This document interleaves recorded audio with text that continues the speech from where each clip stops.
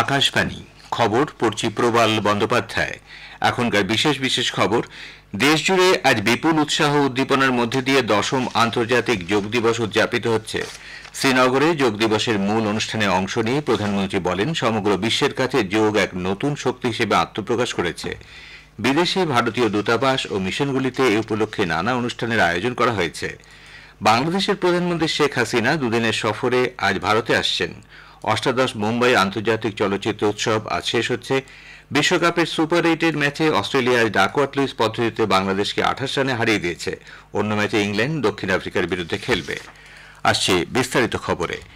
বিপুল উৎসাহ উদ্দীপনার মধ্যে দিয়ে সারা দেশে আজ 10ম আন্তর্জাতিক যোগ দিবস পালিত হচ্ছে। মূল অনুষ্ঠানটি হয় জম্মু কাশ্মীরের শ্রীনগরে শের-ই কাশ্মীর আন্তর্জাতিক সম্মেলন কেন্দ্রে। প্রধানমন্ত্রী নরেন্দ্র মোদী অনুষ্ঠানে নেতৃত্ব দেন। জম্মু কাশ্মীরের উপরাজ্যপাল মনোজ সিনহা, কেন্দ্রীয় মন্ত্রী প্রতাপ রাও, গণপত রাও যাদব এবং অন্যান্য বিশিষ্ট ব্যক্তিরা এতে অংশ নেন। বিভিন্ন দেশের ভারতীয় দূতাবাস এবং মিশনগুলিতেও নানা অনুষ্ঠানের আয়োজন করা হয়েছে। এবছর দিনটির মূল ভাবনা নিজের এবং সমাজের জন্য যোগ, যা ব্যক্তিগত ভালো থাকা এবং সামাজিক সম্প্রীতিকে উদ্বুদ্ধ করে। যোগের মাধ্যমে দেহমনের সুস্থতার প্রচারে আজকের দিনটির লক্ষ্য হল সকলকে একসঙ্গে শরীর চর্চায় অনুপ্রাণিত করা। অনুষ্ঠানের প্রধানমন্ত্রী এক অভিন্ন অধিবেশনে অংশ নিয়ে শারীরিক, মানসিক এবং আধ্যাত্মিক বিকাশে যোগের গুরুত্বের কথা তুলে ধরেন। শ্রী মোদী আজকের দিনে যারা যোগ চর্চায় অংশ নিচ্ছেন তাদের শুভেচ্ছা জানিয়ে যোগাভ্যাসের উপকারিতার উপর জোর দেন। তিনি বলেন, দিনে দিনে গোটা বিশ্বে যোগ চর্চায় আগ্রহীদের সংখ্যা বাড়ছে। শরীর ও মনে ইতিবাচক শক্তি যোগানোর ফলে মানুষ যোগের শরণাপন্ন হচ্ছেন।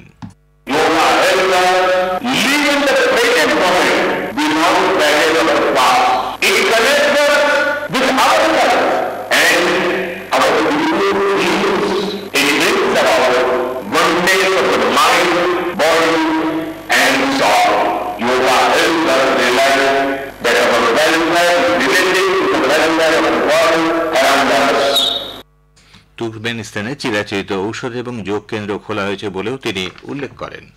নতুন দিল্লির সংসদ ভবন চত্বরে আন্তর্জাতিক যোগ দিবস পালিত হয়। লোকসভার অধ্যক্ষ ওম বিড়লার নেতৃত্বে যোগানুশীলন হয়। উপস্থিত অংশগ্রহণকারীদের সামনে ওম বিড়লা বলেন, যোগ আন্তর্জাতিক স্বীকৃতি লাভ করেছে। দেশের বিভিন্ন অংশ থেকে যোগ দিবস পালনের খবর পাওয়া গেছে। জম্মু কাশ্মীরের আরএসপুরা সেক্টরে আন্তর্জাতিক সীমানার শেষ পোস্টে সীমান্ত রক্ষী বাহিনীর জওয়ান এবং আধিকারিকরা আজ এই উপলক্ষে যোগ অভ্যাস করেন।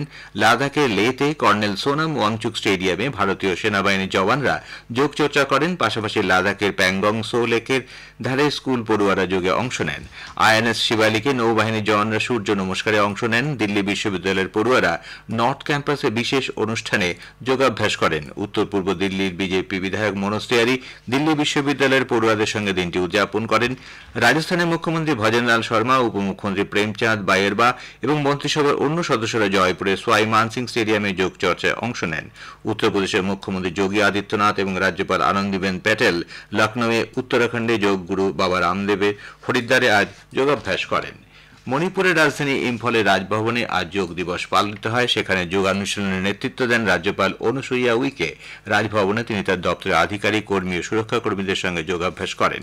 নাগাল্যান্ডে বিভিন্ন রাজ্য দপ্তর, অসরকারি সংগঠন এবং অসম রাইফেলসের কর্মীরা বিভিন্ন স্থানে যোগানুষ্ঠানে যোগ দেন। অরুণাচলে রাজ্য বিধানসভা যোগ অধিবেশনের আয়োজন করে। তাওয়াংয়ে সেনা কর্মীদের সঙ্গে নাগরিকরা যোগ দিবসের অনুষ্ঠানে যোগ দেন। মধ্যপ্রদেশে রাজ্যস্তরের মূল অনুষ্ঠানটি হয় ভোপালে। মুখ্যমন্ত্রী ডক্টর মোহন যাদব মিলেটের জনপ্রিয়তা বৃদ্ধি শ্রী অন্ন সংবর্ধন যোজনার সূচনা করেন। আন্তর্জাতিক যোগ দিবসে আজ দিল্লিতে কেন্দ্রীয় মন্ত্রী ও বিভিন্ন দপ্তরের কর্মীরা সুস্থ শরীর ও সজীব মনের জন্য যোগানুশীলনে অংশ নেন। তথ্য ও সম্প্রচার মন্ত্রী অশ্বিনী বৈষ্ণব, দপ্তরের সচিব সঞ্জয় জাজু নন্দী লোদি গার্ডেনে যোগাভ্যাস করেন। পরে শ্রী বৈষ্ণব বলেন, যোগ ভারতের সাংস্কৃতিক ঐতিহ্য। প্রধানমন্ত্রী নরেন্দ্র মোদীর প্রচেষ্টায় যোগ বিশ্বের স্বীকৃতি অর্জন করেছে।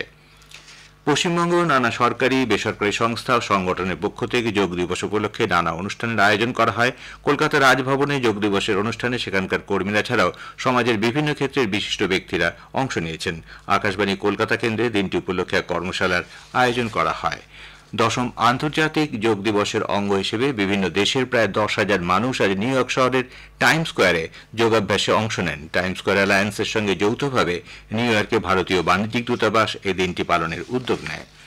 অর্থমন্ত্রী নির্মলা সীতারামন আসন্ন বাজেট অধিবেশনের আগে আজ কৃষক সংগঠনগুলি এবং কৃষি অর্থনীতিবিদদের সঙ্গে নতুন দিল্লিতে প্রাক বাজেট আলোচনায় অংশ নিয়েছেন।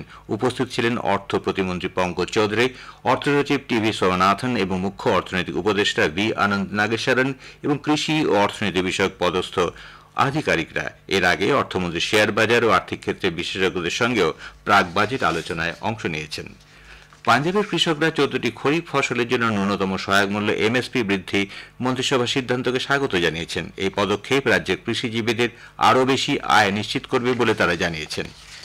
ইউজিসির জুন মাসের নেট পরীক্ষায় অনিয়মের অভিযোগে সিবিআই মামলা দায়ের করেছে। শিক্ষা দপ্তরের সচিবের কাছ থেকে পাওয়া অভিযোগের ভিত্তিতে অজ্ঞাত পরিচয়ের কিছু ব্যক্তির বিরুদ্ধে এই মামলা রুজু করা হয়েছে। এবারে নেট পরীক্ষার অস্বচ্ছতা নিয়ে ইউজিসির কাছে অভিযোগ আসে। এরপরই 18 জনের ওই পরীক্ষা বাতিল করে সিবিআই তদন্তের নির্দেশ দেয় কেন্দ্র।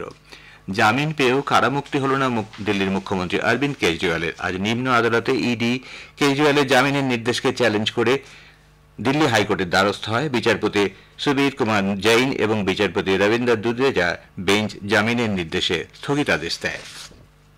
লোকসভার ভোটের জন্য 3 মাস বন্ধ থাকার পর আগামী 30 জুন আবার শোনা যাবে প্রধানমন্ত্রী নরেন্দ্র মোদীর মাসিক বেতার অনুষ্ঠান মন কি বাত। প্রধানমন্ত্রী হিসেবে টানা তৃতীয়বার দায়িত্ব নেবার পর এটি হবে তার প্রথম মন কি বাত।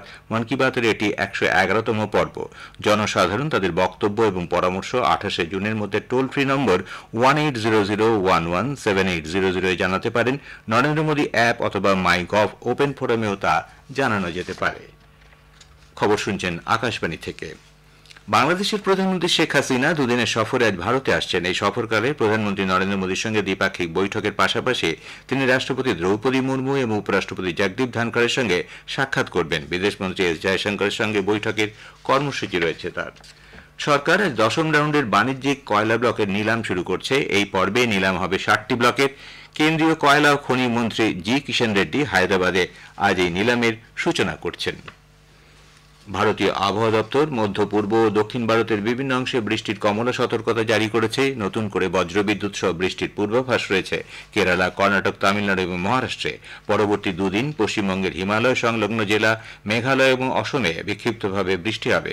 এদিকে আগামী 4-5 দিনে দেশের বিভিন্ন অংশে জারি তাপপ্রবাহের পরিস্থিতি খানিকটা উন্নতি হবে। তবে 23 তারিখ পর্যন্ত পশ্চিম উত্তরপ্রদেশে এই পরিস্থিতি বজায় থাকবে। দিল্লিতে সফদরজং হাসপাতালে গত 24 ঘন্টায় হিটস্ট্রোকে 2 জনের মৃত্যু হয়েছে। গতকাল আরও 6 জন হিটস্ট্রোকে আক্রান্ত রোগী হাসপাতালে ভর্তি হন। তাদের অবস্থা সংকটজনক। অষ্টাদশ মুম্বাই আন্তর্জাতিক চলচ্চিত্র উৎসব আজ শেষ হচ্ছে। গত 15 জুন চার্লি হ্যামিল্টন জেমসের নির্দেশিত Billy and Molly and otter love story ছবি দিয়ে 7 দিনব্যাপী এই অনুষ্ঠানের সূচনা হয়েছিল। 59টি দেশের 61টি ভাষায় 314টি ছবি প্রদর্শিত হয়। এর মধ্যে 8টি ওয়ার্ল্ড, 5টি আন্তর্জাতিক, 18টি এশিয়া এবং 21টি ভারত প্রিমিয়ার রয়েছে। মুম্বাই ছাড়াও একযোগে দিল্লি, কলকাতা, পুনে এবং চেন্নাইতে ছবিগুলি দেখানোর ব্যবস্থা করা হয়। এবারের উৎসবেই প্রথম স্বতন্ত্র চলচ্চিত্র নির্মাতাদের কাছে স্পন্সরশিপের সুবিধা পৌঁছে দিতে ফিল্ম বাজারের আয়োজন করা হয়েছে। এবার টি-20 বিশ্বকাপের খবর।